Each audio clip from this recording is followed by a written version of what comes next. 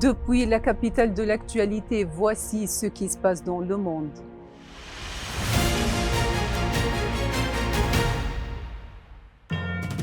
L'économie décide des élections américaines. L'aéroport Ben Gourion est bombardé et l'Égypte se joint au discours exigeant l'arrêt des exportations d'armes vers Israël.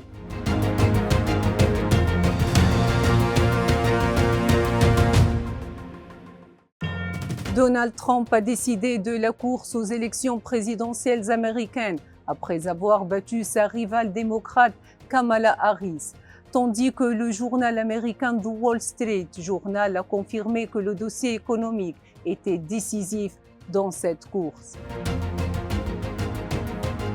Le journal américain a confirmé que sous l'administration Biden, et malgré la croissance économique, les prix ont fortement augmenté par rapport à ce qu'ils étaient sous la direction précédente de Trump, ce qui a joué un rôle dans le choix de cette course électorale.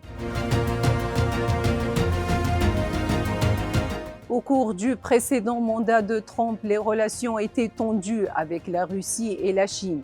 Cependant, le ministère russe des Affaires étrangères a confirmé que Moscou n'avait aucune perception de Trump après son retour à la Maison-Blanche et qu'elle travaillerait avec l'administration américaine de manière à protéger les intérêts nationaux russes. Quant à la partie chinoise, elle a confirmé que les relations avec les États-Unis se feraient sur la base du respect mutuel.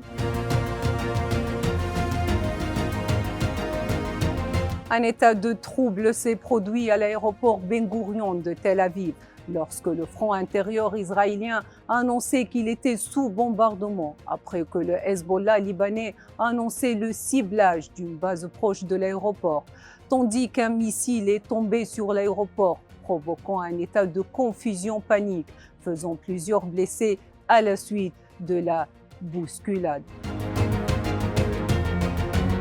85 000 tonnes de bombes, c'est ce que l'occupation a largué sur la bande de Gaza depuis le début de l'agression le 7 octobre 2023, dépassant le nombre de bombes larguées pendant la Seconde Guerre mondiale, selon l'autorité palestinienne pour la qualité de l'environnement.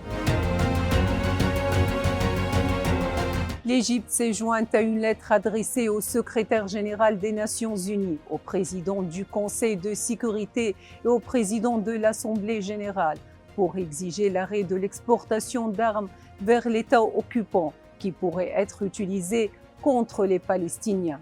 La lettre a reçu le soutien de 52 pays, en plus de la Ligue des États arabes et de l'Organisation de la coopération islamique.